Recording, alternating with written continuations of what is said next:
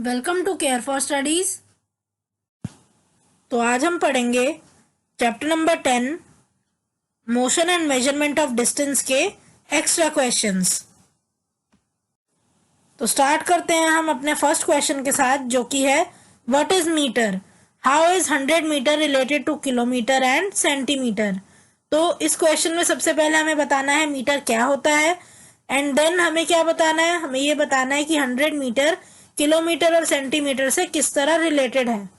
तो 1 मीटर क्या होता है, a metre is the standard unit of length. तो मीटर क्या होता है, स्टैंडर्ड यूनिट होती है लेंथ की। तो 1 मीटर हमें पता है 100 सेंटीमीटर के बराबर होता है। 1 metre is equal to 100 centimetre. So हमें यहाँ बताना है कि 100 मीटर कितने सेंटीमीटर है, कितने किलोमीटर से रिलेटेड है और किस तरह रिलेटेड है। तो अब यहाँ क्या करेंगे, हम 100 अगर हमें मीटर निकालना है, क्या करेंगे, 1 मीटर को मल्टीप्लाई कर देंगे हम 100 से, आंसर आ जाएगा कितना, आंसर आ गया 10,000 सेंटीमीटर।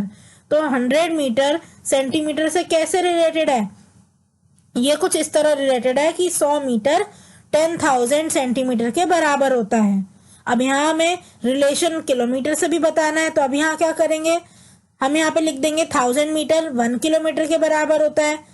तो 1 मीटर कितना हुआ, 1 मीटर 1 डिवाइडेड बाय 1000 किलोमीटर हुआ। और हमें 100 मीटर में कितने किलोमीटर है, ये रिलेशन निकालना है। तो हम यहाँ 100 से मल्टीप्लाई कर देंगे और आंसर यहाँ पे सब कुछ कैंसिल करके सिंप्लीफाई करके आ जाएगा 1 डिवाइडेड बाय 10 किलोमीटर, जो कि होता है 0.1 किलोमीटर के बराबर।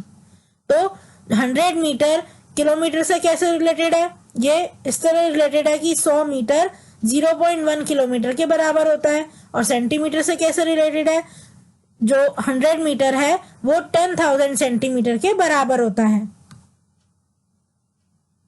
सो 100 metre is related to kilometre and centimetre by the following relation. और ये यही रिलेशन है जो मैंने अभी आपको बताया कि 100 मीटर 10,000 सेंटीमीटर के बराबर है और 100 मीटर 0.1 किलोमीटर के बराबर है। So the next question is why do we need to have standard unit of measurement.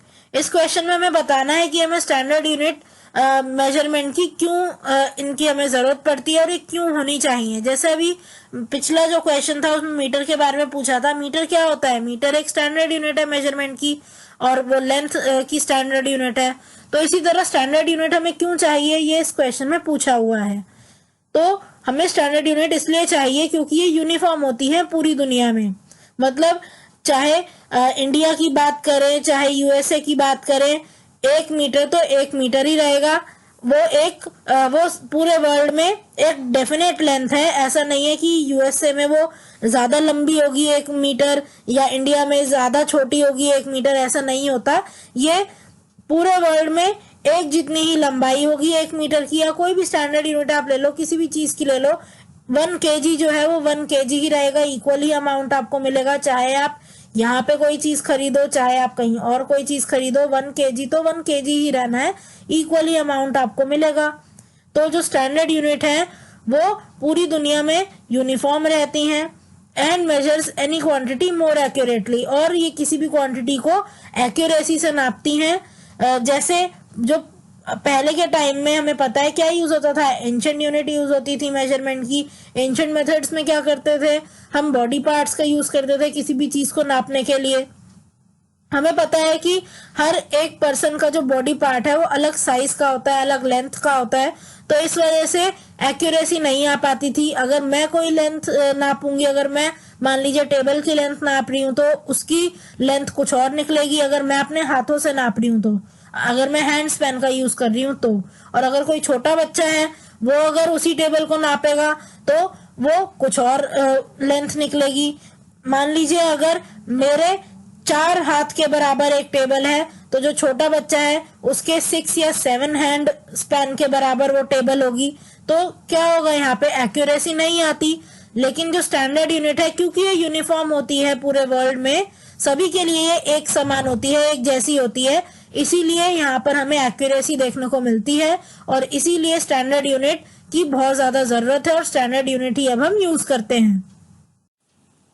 Next question है what is oscillatory motion, give one example. अब यहाँ पे हमें ऑसिलेटरी मोशन क्या होता है ये बताना है और एक एग्जांपल देना है। तो सबसे पहले तो हमें डेफिनेशन लिख देंगे, the motion in which an object moves to and fro or from side to side is called oscillatory motion. तो ये एक ऐसा मोशन होता है जिसमें ऑब्जेक्ट टू एंड फ्रो या फिर साइड टू साइड मूव करता है, मतलब या तो आगे पीछे लगातार एक ऑब्जेक्ट मूव करता है या तो साइड वाइज मूव करता है कोई भी ऑब्जेक्ट। और एक एग्जाम्पल देना है यहाँ, तो आप अपनी मर्जी से कोई भी एग्जाम्पल दे सकते हो।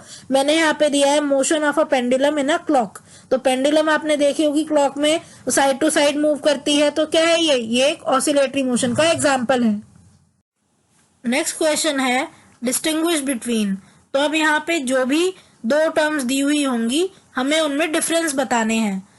तो सबसे पहला है रेक्टिलिनियर एंड कर्विलिनियर मोशन। तो एक बात जो ध्यान रखने वाली है, जब भी डिस्टिंग्विश बिटवीन आए एग्जाम में तो हमें क्या करना है, हमें एक टेबल ड्रॉ करनी होती है। हम क्या करेंगे, हम बीच में एक लाइन ड्रॉ करेंगे, एक तरफ लिखेंगे रेक्टिलिनियर मोशन के सारे पॉइंट्स और एक तरफ लिखेंगे कर्विलिनियर मोशन के सारे पॉइंट्स। तो स्टार्ट करते हैं रेक्टिलिनियर मोशन की। सबसे पहले तो हम डेफिनेशन देंगे। तो क्या डेफिनेशन होती है रेक्टिलिनियर मोशन की, the motion of a body along a straight line is called rectilinear motion. तो रेक्टिलिनियर मोशन ऐसा मोशन होता है जिसमें कोई भी ऑब्जेक्ट स्ट्रेट लाइन में चलता है, स्ट्रेट लाइन में मूव करता है। और कर्विलिनियर मोशन की भी अब हम डेफिनेशन दे देते हैं as first point of difference. तो कर्विलिनियर मोशन में क्या होता है, when a body changes its position with respect to time on a curved path then its motion is called curvilinear motion।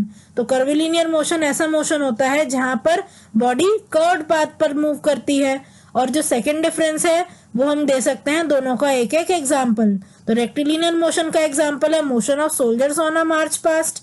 जब मार्चिंग कर रहे होते हैं तो सोल्जर्स क्या करते हैं, सीधे लाइन में चलते हैं। तो ये क्या है, ये एक रेक्टिलिनियर मोशन का एग्जांपल है। और कर्व्ड मोशन का क्या एग्जांपल होगा, motion of a train along a curved track on hills. तो हिल्स में, पहाड़ों पर अगर ट्रेन मूव करेगी, ट्रेन चलेगी तो कर्व्ड ट्रैक होता है वहां पे ज्यादातर, क्योंकि हिल्स है। तो वहां पे जो मोशन होता है ट्रेन का वो होता है कर्विलिनियर मोशन। नेक्स्ट है रोटेशनल और सर्कुलर मोशन में हमें डिफरेंस बताना है। तो सबसे पहले तो डेफिनेशन ही लिख देंगे दोनों की, motion in which a body moves along a circular path around a fixed object or point is called circular motion. तो सर्कुलर मोशन में क्या होता है, सर्कुलर मोशन में जो बॉडी है वो एक सर्कुलर पाथ में मूव करती है। और किसके सर्कुलर पाथ में मूव करती है, मतलब किसके अराउंड मूव करती है, जो बॉडी है वो एक फिक्स्ड ऑब्जेक्ट के चारों तरफ घूमती है। जैसे बीच में कोई भी आपने एक ऑब्जेक्ट या फिर एक पॉइंट रख दिया और उसके चारों तरफ जो दूसरी बॉडी है वो घूम रही होती है। इसका एक एग्जांपल हम जो समझ सकते हैं जिससे सर्कुलर मोशन, वो आप इस तरह समझ सकते हो कि एक बच्चा बिल्कुल सेंटर में खड़ा है क्लास में और एक बच्चा उसके चारों तरफ परिक्रमा कर रहा है, उसके चारों तरफ घूम रहा है। तो क्या है ये है एक सर्कुलर मोशन।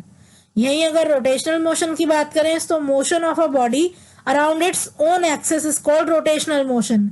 तो जो रोटेशनल मोशन है उसमें एक बॉडी अपने ही एक्सिस के चारों तरफ, अपने ही एक्सिस के अराउंड घूम रही होती है।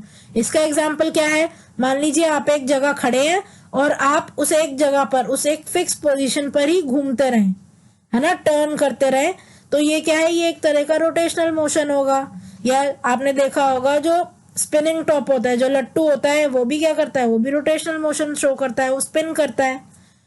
नेक्स्ट जो आप डिफरेंस लिख सकते हो वो ये है कि the point around which the body moves lies outside it. तो जैसे मैंने अभी आपको सर्कुलर मोशन में बताया था, एग्जाम्पल भी दिया था कि एक बच्चा जो है क्लास में वो सेंटर में खड़ा है और बाकी कोई दूसरा बच्चा है वो उसके चारों तरफ घूम रहा है। तो यहाँ पे जो बीच का ऑब्जेक्ट है या जो पॉइंट है जिसके चारों तरफ बॉडी घूम रही है, दूसरा ऑब्जेक्ट घूम रहा है, तो वो जो सेंटर का पॉइंट है वो दूसरी बॉडी से तो अलग है ना, वो उसके बाहर है। तो ये दूसरा पॉइंट है डिफरेंस का।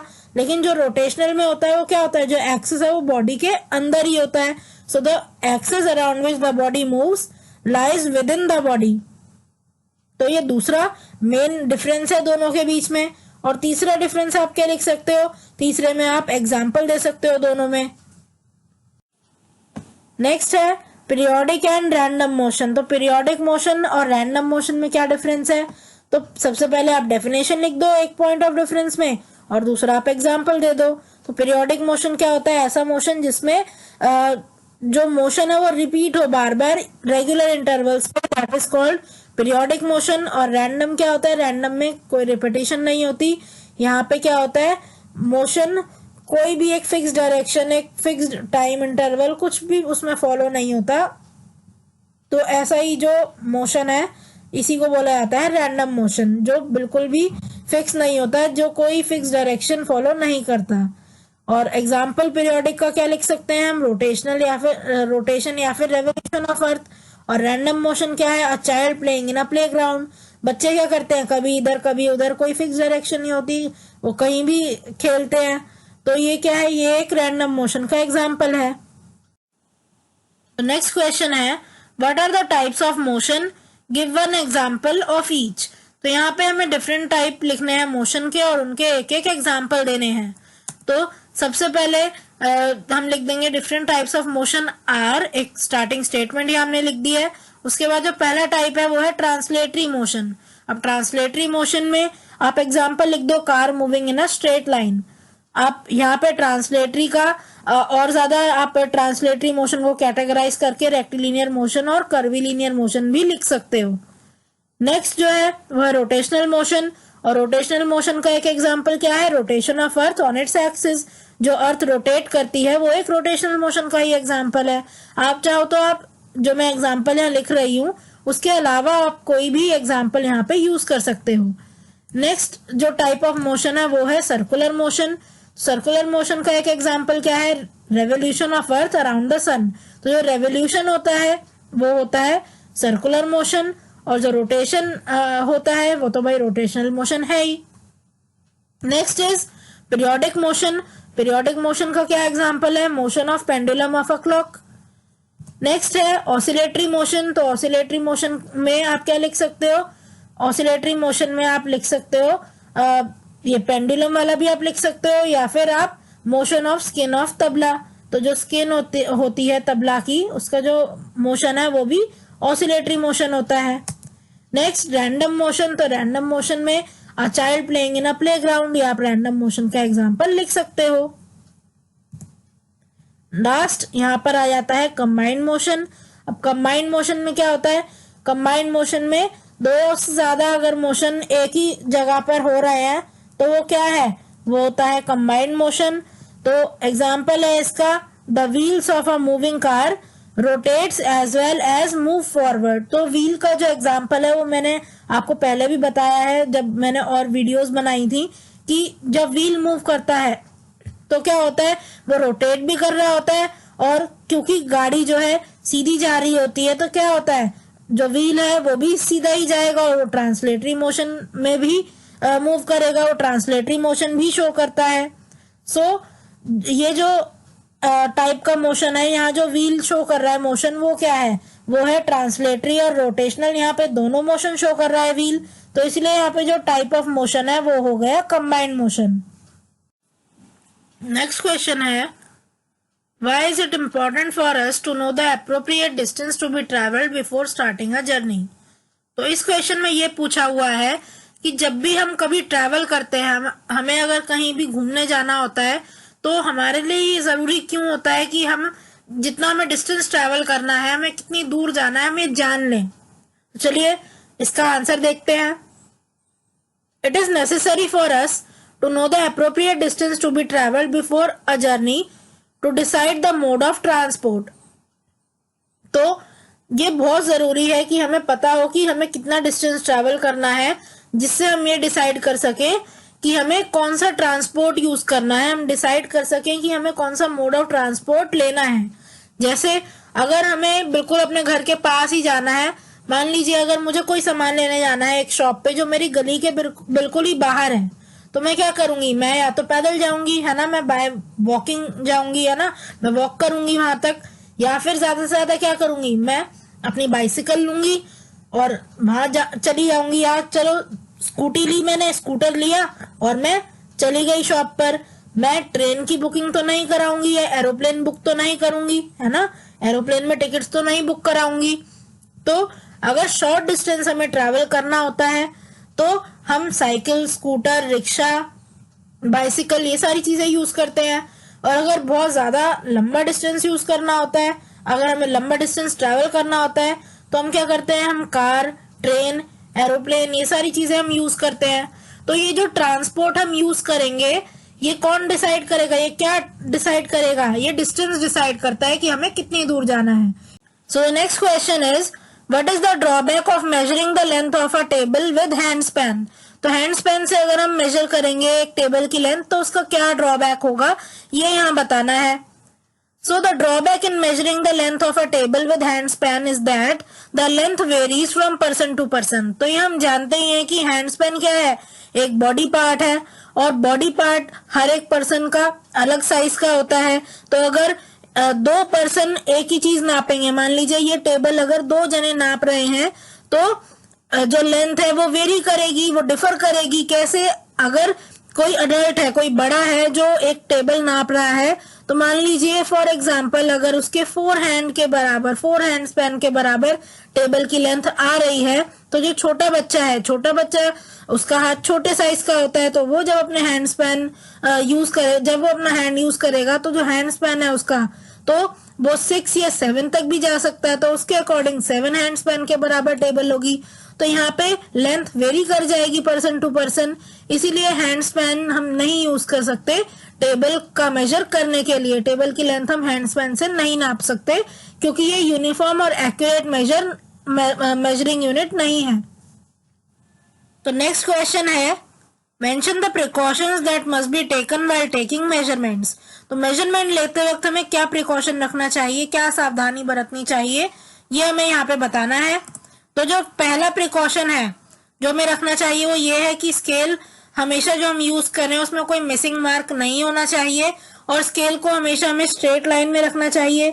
जो भी ऑब्जेक्ट हम नाप रहे हैं उसकी बिल्कुल एज से हमें लगा के और स्ट्रेट उसे रखना चाहिए, वरना अगर हम टेढ़ा स्केल रखेंगे तो सीधी रीडिंग मतलब सही रीडिंग नहीं आएगी। नेक्स्ट है worn out scale in which zero और initial point is omitted should be avoided। तो ऐसा स्केल जिसमें जो टूटा हुआ हो, खराब हो, स्टार्टिंग जो उसका इनिशियल पॉइंट है, स्टार्टिंग पॉइंट है वो मिट रहा हो, जीरो ना दिख रहा हो, ऐसा स्केल हमें नहीं लेना चाहिए क्योंकि वो सही रीडिंग नहीं लेता। पर इन केस अगर हमें कभी लेना पड़ जाए तो हमें क्या करना चाहिए, हमें एक उसमें जो भी आपको रीडिंग दिख रही है आपको वहां से रीडिंग लेनी स्टार्ट करनी चाहिए और जब आप फाइनल रीडिंग लो उसमें से जो इनिशियल पॉइंट है, जो इनिशियल मार्क है, जो आप जहां से आपने रीडिंग लेनी स्टार्ट करी थी, आप उसका मेजर उसमें से सबट्रैक्ट कर दो तो एक्चुअल रीडिंग आ जाएगी। Next, reading should always be taken keeping the I straight and not from a side. तो यहाँ क्या करना चाहिए हमें, यहाँ पे हमें अपनी बिल्कुल आई लेवल पर रखना चाहिए स्केल और तब रीडिंग लेनी चाहिए, वरना पैरेलैक्स एरर आ जाता है। और हमें साइड वेज कभी भी नहीं देखना चाहिए। जब हम रीडिंग लेते हैं तो हमें अपनी आई लेवल पर ही स्केल को रखना चाहिए। नेक्स्ट क्वेश्चन है mention any 2 objects which move very slowly and 2 objects which move very fast so that there motion is almost invisible. तो यहाँ हमें 2 ऑब्जेक्ट ऐसे बताने हैं जो बहुत धीरे मूव करते हैं इसलिए उनका मोशन नहीं दिखता, और 2 ऑब्जेक्ट ऐसे बताने हैं जो इतना तेज मूव करते हैं कि उनका मोशन इनविजिबल है और हमें आंखों से दिखाई नहीं देता। तो आंसर इसका ये है कि 2 ऐसे मोशन जो बहुत स्लो हैं इसीलिए हमें दिखाई नहीं देते, वो कौन से हैं, वो है आर हैंड जब मूव करता है। तो जब घंटे का जो हाथ होता है एक घड़ी में, जो आर हैंड होता है, जब वो मूव करता है वो इतना धीरे मूव करता है कि उसका मोशन ऑलमोस्ट इनविजिबल होता है। इसी तरह रोटेशन ऑफ अर्थ ये भी बहुत धीरे होता है, तो ये भी क्या है, ये भी ऑलमोस्ट इनविजिबल होता है, हमें महसूस ही नहीं होता कि अर्थ रोटेट हो रहा है। अब 2 ऐसे मोशन जो कि इनविजिबल, जो कि बहुत फास्ट है और इसीलिए इनविजिबल, वो क्या है, वो है blades of a moving fan. तो blades of a moving fan हमें नहीं दिखते, जो जब पंखा मूव करता है उसके जब ब्लेड्स मूव करते हैं तो इतनी तेजी से मूव करते हैं कि हमें नहीं दिखता। इसी तरह बुलेट, जब बुलेट चलती है, जब गोली चलती है तो गोली भी इतनी तेज जाती है हमें दिखाई नहीं देता उसका मोशन। तो ये 2 एग्जाम्पल हैं ऐसे मोशन के जो बहुत जल्दी हो जाते हैं और इसीलिए ये ऑलमोस्ट इनविजिबल होते हैं। तो नेक्स्ट क्वेश्चन है name the type of motion in the following cases. तो नीचे अब कुछ केसेस, कुछ सिचुएशन होंगी, हमें बताना है कि उसमें कौन सा मोशन लग रहा है।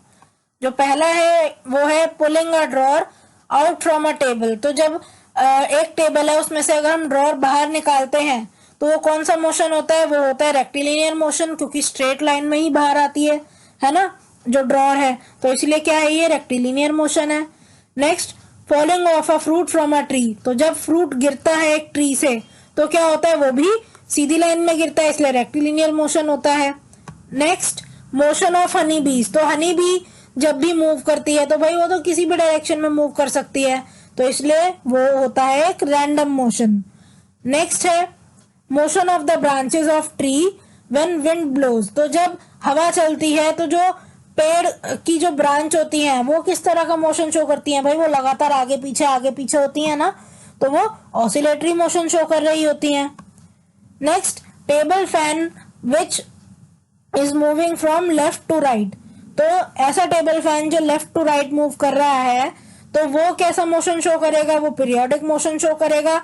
अब देखो लेफ्ट से राइट एक पंखा जब जाता है तो क्या हो रहा होता है, वो रेगुलर इंटरवल पे लेफ्ट और राइट मूव कर रहा होता है ना। तो ये क्या है, यहाँ पे साइड टू साइड मूवमेंट हो रही है और रेगुलर इंटरवल पे ये मोशन रिपीट करेगा। तो क्या है, ये है एक पीरियोडिक मोशन का एग्जाम्पल। तो इस तरह के क्वेश्चंस आ जाते हैं, आपको सिचुएशन दी होती है और आपको टाइप ऑफ मोशन बताना होता है। So thank you for watching. आज की क्लास के लिए बस इतना ही। अगर आपको ये वीडियो पसंद आई हो तो इसे लाइक करें, इसे शेयर करें और हमारे चैनल को सब्सक्राइब करें and hit the bell icon, जिससे हम जब भी एक नई वीडियो डालें तो उसका नोटिफिकेशन आप तक सबसे पहले पहुंचे। Thank you. आप अपने डाउट्स, सजेशंस और आपको जिस भी टॉपिक पर वीडियो चाहिए हमें कमेंट करके बताएं।